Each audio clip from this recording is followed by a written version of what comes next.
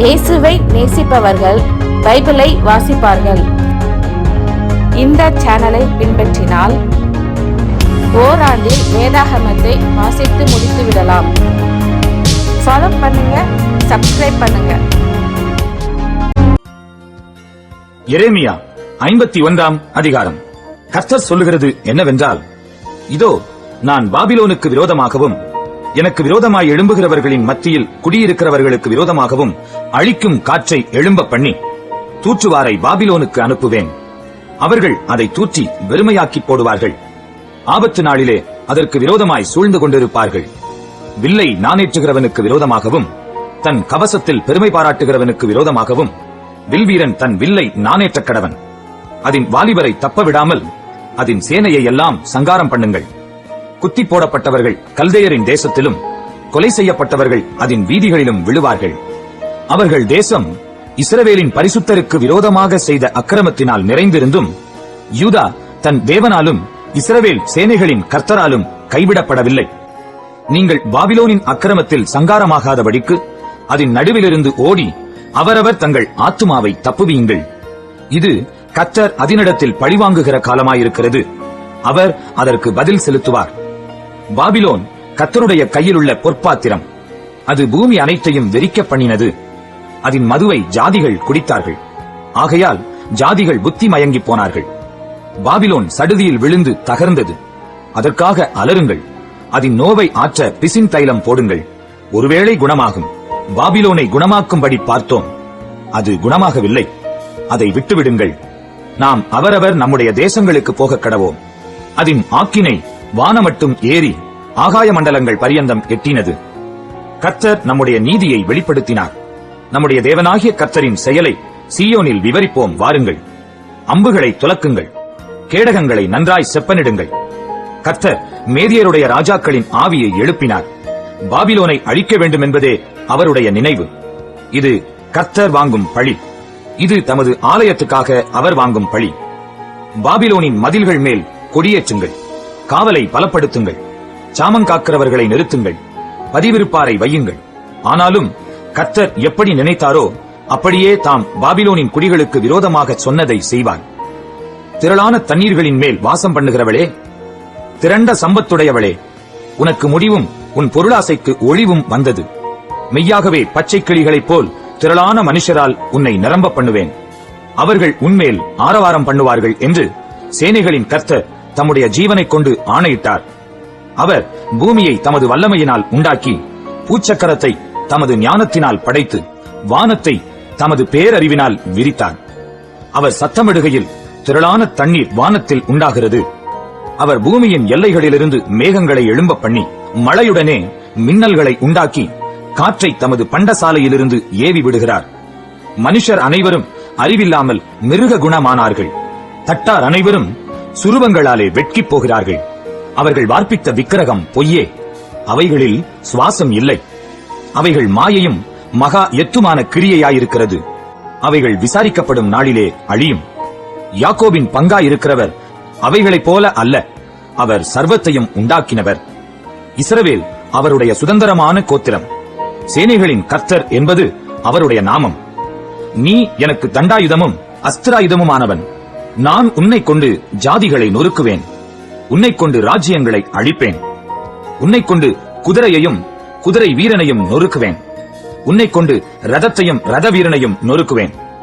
உன்னை கொண்டு புருஷனையும் ஸ்திரீயையும் நொறுக்குவேன். உன்னை கொண்டு கிழவனையும் இளைஞனையும் நொறுக்குவேன். உன்னை கொண்டு வாலிபனையும் கன்னிகையையும் நொறுக்குவேன். உன்னை கொண்டு மேய்ப்பனையும் அவனுடைய மந்தையையும் நொறுக்குவேன். உன்னை கொண்டு உழவனையும் அவனுடைய உழவு காளைகளையும் நொறுக்குவேன். உன்னை கொண்டு அதிபதிகளையும் அதிகாரிகளையும் நொறுக்குவேன். பாபிலோனுக்கும் கல்தேயர் தேசத்தின் சகல குடிகளுக்கும் அவர்கள் உங்கள் கண்களுக்கு முன்பாக சீயோனில் செய்த அவர்களுடைய எல்லா பொல்லாப்புக்காகவும் பழி வாங்குவேன் என்று கர்த்தர் சொல்லுகிறார். இதோ பூமியை எல்லாம் கெடுக்கிற கேடான பர்வதமே, நான் உனக்கு விரோதமாக வந்து என் கையை உனக்கு விரோதமாக நீட்டி உன்னை கண்மலைகளிலிருந்து உருட்டி உன்னை எரிந்து போன பர்வதமாக்கி போடுவேன் என்று கர்த்தர் சொல்லுகிறார்.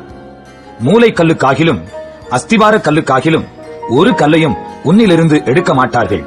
நீ என்றென்றைக்கும் பாழாய் கிடக்கிற ஸ்தலமாவாய் என்று கர்த்தர் சொல்லுகிறார். தேசத்திலே கொடியேற்றுங்கள், ஜாதிகளுக்குள் எக்காளம் ஊதுங்கள், ஜாதிகளை அதற்கு விரோதமாக ஆயத்தப்படுத்துங்கள். ஆரராத், மின்னி, அஸ்கெனாஸ் என்னும் ராஜ்யங்களை அதற்கு விரோதமாக வர கூப்பிடுங்கள். அதற்கு விரோதமாக தளகர்த்தனுக்கு பட்டங்கட்டுங்கள். சுனையுள்ள வெட்டுக்கிளிகள் போன்ற குதிரைகளை வரப்பண்ணுங்கள். மேதியா தேசத்தின் ராஜாக்களும் அதன் தலைவரும் அதன் சகல அதிகாரிகளும் அவரவருடைய ராஜ்யபாரத்துக்கு கீழான சகல தேசத்தாருமாகிய ஜாதிகளை அதற்கு விரோதமாக ஆயத்தப்படுத்துங்கள். அப்பொழுது தேசம் அதிர்ந்து வேதனைப்படும். பாபிலோன் தேசத்தை குடியில்லாதபடி பாழாக்க பாபிலோனுக்கு விரோதமாய் கர்த்தர் நினைத்தவைகள் நிலைக்கும். பாபிலோனின் பராக்கிரமசாலிகள் யுத்தம் பண்ணாமல் கோட்டைகளில் இருந்து விட்டார்கள். அவர்கள் பராக்கிரமம் அழிந்து பேடிகளானார்கள். அதன் வாசஸ்தலங்களை கொளுத்தி போட்டார்கள். அதன் தாழ்பாள்கள் உடைக்கப்பட்டது. கடையாந்தர முனை துவக்கி அவனுடைய பட்டணம் பிடிபட்டது என்றும், துறைவழிகள் அகப்பட்டு போய் நாணல்கள் அக்னியால் சுட்டரிக்கப்பட்டது என்றும், யுத்த மனுஷர் கலங்கி இருக்கிறார்கள் என்றும் பாபிலோன் ராஜாவுக்கு அறிவிக்க, அஞ்சற்காரன் மேல் அஞ்சற்காரனும் தூதன் மேல் தூதனும் ஓடுகிறான். பாபிலோன் குமாரத்தி மிதிக்கப்படும் களத்துக்கு சமானம். அதை போரடிக்கும் காலம் வந்தது. இன்னும் கொஞ்ச காலத்திலே அறுப்பு காலம் அதற்கு வரும் என்று இஸ்ரவேலின் தேவனாகிய சேனைகளின் கர்த்தர் சொல்லுகிறார். பாபிலோன் ராஜாவாகிய நேபுகாத் நேச்சார் என்னை பட்சித்தான், என்னை கலங்கடித்தான், என்னை வெறும் பாத்திரமாக வைத்து போனான். வலு சர்ப்பம் போல என்னை விழுங்கி என் சுவையுள்ள பதார்த்தங்களால் தன் வயிற்றை நிரப்பினான். என்னை துரத்திவிட்டான். எனக்கும் என் இனத்தாருக்கும் செய்த கொடுமையின் பழி பாபிலோன் மேல் வரக்கடவதென்று சீயோனில் வாசமானவள் சொல்லுகிறாள். என் இரத்தப்பழி கல்தையர் தேசத்து குடிகளின் மேல் வரக்கடவதென்று எருசலேம் என்பவளும் சொல்லுகிறாள். ஆகையால் கர்த்தர் சொல்லுகிறது என்னவென்றால், இதோ நான் உனக்காக வழக்காடி உன் பழிக்கு பழி வாங்கி அதன் கடலை வறளவும் அதன் ஊற்றை சுவரவும் பண்ணுவேன். அப்பொழுது பாபிலோன் குடியில்லாத மண்மேடுகளும் வலு சர்ப்பங்களின் தாபரமும் பாழும் ஈசல் போடப்படுதலுக்கு இடமுமாய் போகும். ஏகமாய் அவர்கள் சிங்கங்களைப் போல கெர்ச்சித்து சிங்கக்குட்டிகளைப் போல சத்தமிடுவார்கள். அவர்கள் கழிக்கும் சமயத்திலே நான் அவர்கள் குடிக்கும் பானத்தை அவர்களுக்கு குடிக்க கொடுத்து அவர்கள் துள்ளத்தக்கதாக அவர்களை வெறியாக்குவேன். அதனால் அவர்கள் என்றென்றைக்கும் விழிக்காத நித்திரை அடைவார்கள் என்று கர்த்தர் சொல்லுகிறார். அவர்களை ஆட்டுக்குட்டிகளைப் போலவும் ஆட்டுக்கடாக்களைப் போலவும் வெள்ளாட்டு கடாக்களைப் போலவும் அடிக்கப்பட இறங்கி போக பண்ணுவேன். சேசாக்கு பிடியுண்டு பூமி முழுதும் புகழும் புகழ்ச்சி அகப்பட்டது எப்படி? ஜாதிகளுக்குள்ளே பாபிலோன் பிரமிப்பானது எப்படி? சமுத்திரம் பாபிலோன் மேல் புரண்டு வந்தது. அதன் அலைகளின் திரட்சியினால் அது மூடப்பட்டது. அதன் பட்டணங்கள் பாழுமாய் வறட்சியும் வனாந்தரமுமான பூமியுமாய் ஒரு மனுஷனும் குடியிராததும் ஒரு மனுபுத்திரனும் கடவாததுமான நிலமுமாய் போயிற்று. நான் பாபிலோனில் இருக்கிற வேலை தண்டிப்பேன். அது விளங்கினதை அதன் வாயிலிருந்து கக்க பண்ணுவேன். ஜாதிகள் இனி அதனிடத்திற்கு ஓடி வர மாட்டார்கள். பாபிலோனின் மதிலும் விழும். என் ஜனங்களே, நீங்கள் அதன் நடுவிலிருந்து புறப்படுங்கள்.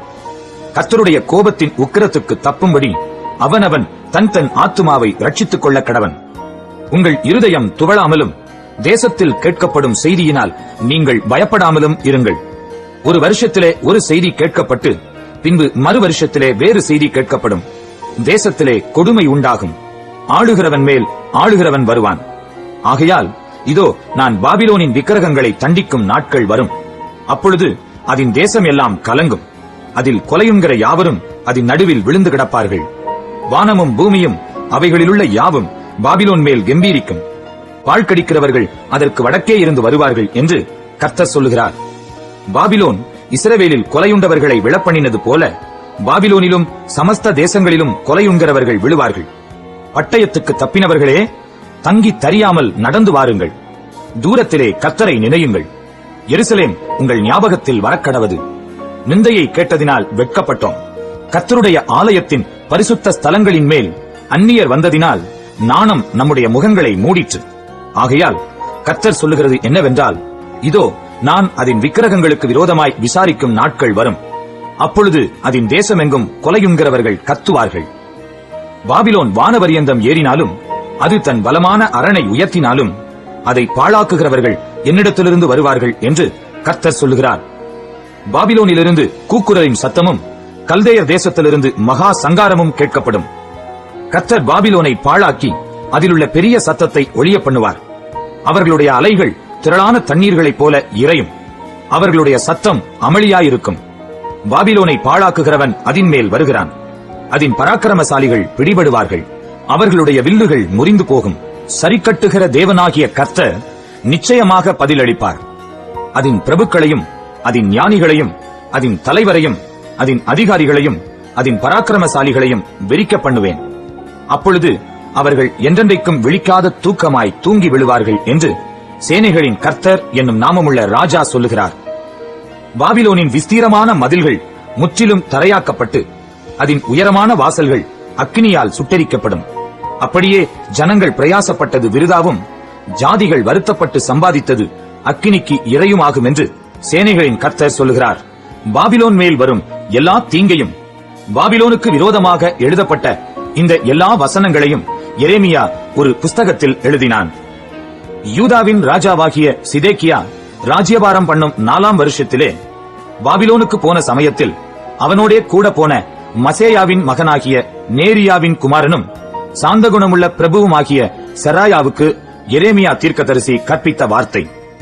எரேமியா செராயாவை நோக்கி, நீ பாபிலோனுக்கு வந்த பின்பு நீ இதை பார்த்து இந்த எல்லா வசனங்களையும் வாசித்து சொல்ல வேண்டியது என்னவென்றால், கர்த்தாவே, இந்த ஸ்தலத்திலே மனுஷனும் மிருகமும் முதலாய் தங்கி தரிக்காதபடிக்கும் அது என்றைக்கும் பாழாய் கிடக்கும்படிக்கும் அதை அழித்து போடுவேன் என்று தேவரீர் அதை குறித்து உரைத்தீர் என்பதை நீ சொல்லி, நீ இந்த புஸ்தகத்தை வாசித்து தீர்ந்தபோது அதிலே ஒரு கல்லை கட்டி அதை ஐபிராத்து நடுவில் எரிந்துவிட்டு, இப்படியே பாபிலோன் முழுகி போகும், நான் அதின்மேல் வரப்பண்ணும் தீங்கினால் எழுந்திருக்க மாட்டாமல் இளைத்து விழுவார்கள் என்றார் என்று சொல்லுவாயாக என்றான்.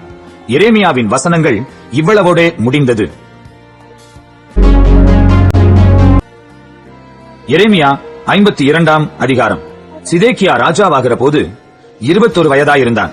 அவன் 11 வருஷம் எருசலேமில் ராஜ்யபாரம் பண்ணினான். அவனுடைய தாயின் பேர் அமுத்தாள். அவள் லீப்னா ஊரானாகிய எரேமியாவின் குமாரத்தி. யோயாக்கீம் செய்தபடியெல்லாம் அவனும் கர்த்தருடைய பார்வைக்கு பொல்லாப்பானதை செய்தான். எருசலேமையும் யூதாவையும் கர்த்தர் தம்முடைய சமூகத்தை விட்டு அகற்றி தீரும் அளவும் அவைகளின் மேலுள்ள அவருடைய கோபத்தினால் இப்படி நடந்ததும் அல்லாமல், சிதேக்கியா பாபிலோனிலே ராஜாவுக்கு விரோதமாக கலகம் பண்ணினான்.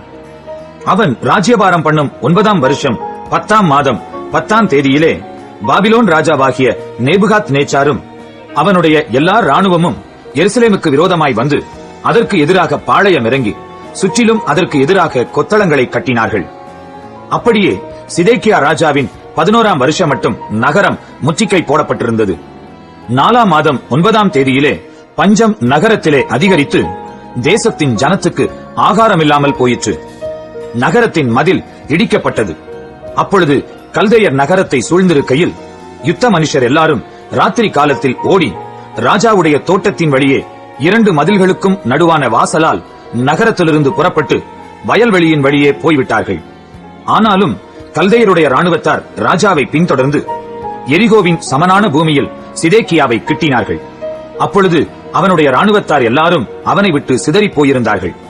அவர்கள் ராஜாவை பிடித்து அவனை ஆமாத் தேசத்தின் ஊராகிய ரிப்லாவுக்கு பாபிலோன் ராஜாவாகிய நேபுகாத் நேச்சாரிடத்துக்கு கொண்டு போனார்கள். அங்கே இவனுக்கு நியாய தீர்ப்பு கொடுத்தான். பின்பு பாபிலோன் ராஜா சிதேக்கியாவின் குமாரரை அவன் கண்களுக்கு முன்பாக வெட்டினான். யூதாவின் பிரபுக்கள் எல்லாரையும் ரிப்லாவிலே வெட்டினான். சிதேக்கியாவின் கண்களை குருடாக்கி அவனுக்கு 2 விலங்குகளை போடுவித்தான். பின்பு பாபிலோன் ராஜா அவனை பாபிலோனுக்கு கொண்டு போய் அவன் மரணமடையும் நாள் மட்டும் அவனை காவல் வீட்டில் அடைத்து வைத்தான். 5ஆம் மாதம் 10ஆம் தேதியிலே பாபிலோன் ராஜாவுக்கு முன்பாக நிற்கிறவனாகிய காவல் சேனாதிபதியாகிய நேபுசராதான் எருசலேமுக்கு வந்தான். அது நேபுகாத் நேச்சார் என்னும் ராஜா பாபிலோனை அரசாளுகிற 19ஆம் வருஷமாயிருந்தது. அவன் கர்த்தருடைய ஆலயத்தையும் ராஜாவின் அரமனையையும் எருசலேமில் உள்ள எல்லா வீடுகளையும் ஒவ்வொரு பெரிய மனிதனுடைய வீட்டையும் அக்கினியினால் சுட்டரித்து போட்டான். காவற் சேனாதிபதியோடு இருந்த கல்தேயரின் ராணுவத்தார் எல்லாரும் எருசலேமை சுற்றிலும் இருந்த அலங்கங்களை இடித்து போட்டார்கள். ஜனத்தில் ஏழைகளான சிலரையும் நகரத்தில் மீதியான மற்ற ஜனத்தையும் பாபிலோன் ராஜாவின் வசமாக ஓடி வந்து விட்டவர்களையும் மற்ற ஜனங்களையும் காவற் சேனாதிபதியாகிய நேபுசராதான் சிறைகளாக கொண்டு போனான்.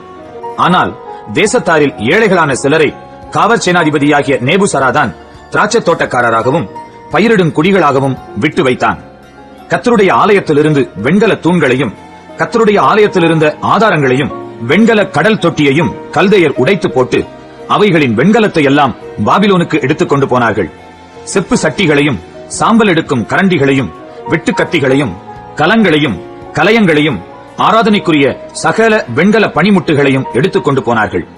பசும் பொன்னும் சுத்த வெள்ளியுமான கிண்ணங்களையும் தூப கலசங்களையும் கலங்களையும் சட்டிகளையும் விளக்கு தண்டுகளையும் கலயங்களையும் கரகங்களையும் காவற் சேனாதிபதி எடுத்துக்கொண்டான்.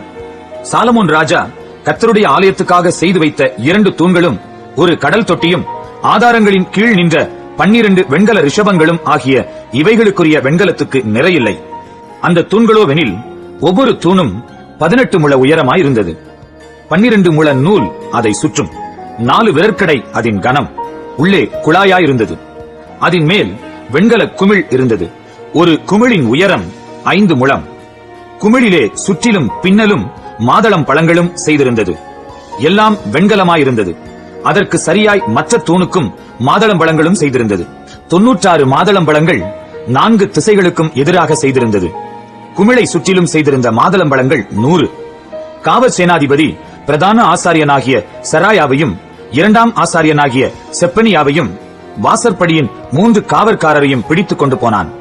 நகரத்திலோ வென்றால் அவன் யுத்த மனுஷரின் விசாரிப்புக்காரனாகிய பிரதானி ஒருவனையும் ராஜாவின் மந்திரிகளில் நகரத்தில் அகப்பட்ட 7 பேரையும் தேசத்தின் ஜனத்தை சேவகம் எழுதுகிற தலைமையான சம்பிரதியையும் தேசத்து ஜனத்திலே பட்டணத்தின் நடுவில் அகப்பட்ட 60 பேரையும் பிடித்துக் கொண்டு போனான். அவர்களை காவற் சேனாதிபதியாகிய நேபுசராதான் பிடித்து அவர்களை ரிப்லாவுக்கு பாபிலோன் ராஜாவினிடத்திற்கு கொண்டு போய்விட்டான். அப்பொழுது பாபிலோன் ராஜா ஆமாத் என்னும் தேசத்தின் பட்டணமாகிய ரிப்லாவிலே அவர்களை வெட்டி கொன்று போட்டான். இவ்விதமாக யூதர்கள் தங்கள் தேசத்திலிருந்து சிறைகளாய் கொண்டு போகப்பட்டார்கள். நேபுகாத் நேச்சார் சிறைப்பிடித்து போன ஜனங்களின் தொகை எவ்வளவென்றால் 7ஆம் வருஷத்தில் 3023 யூதரும் நேபுகாத் நேச்சாருடைய 18ஆம் வருஷத்தில் எருசலேமிலிருந்து 832 பேர்களும் கொண்டு போகப்பட்டார்கள். நேபுகாத் நேச்சாருடைய 23ஆம் வருஷத்தில் காவற் சேனாதிபதியாகிய நேபுசராதான் யூதரில் 745 பேர்களை சிறைப்பிடித்துக் கொண்டு போனான். ஆக 4600 பேர்களாம். யூதாவின் ராஜாவாகிய யோயாக்கீனுடைய சிறையிருப்பின் 37ஆம் வருஷம் 12ஆம் மாதம் 25ஆம் தேதியிலே ஏவில் மெரோதாக் என்னும் பாபிலோன் ராஜா தான் ராஜாவான வருஷத்திலே யூதாவின் ராஜாவாகிய யோயாக்கீனை சிறைச்சாலையிலிருந்து வெளிப்பட பண்ணி அவன் தலையை உயர்த்தி அவனுடைய அன்பாய் பேசி அவனுடைய ஆசனத்தை தன்னோடே பாபிலோனில் இருந்த ராஜாக்களுடைய ஆசனங்களுக்கு மேலாக வைத்து அவனுடைய சிறையிருப்பு வஸ்திரங்களை மாற்றினான்.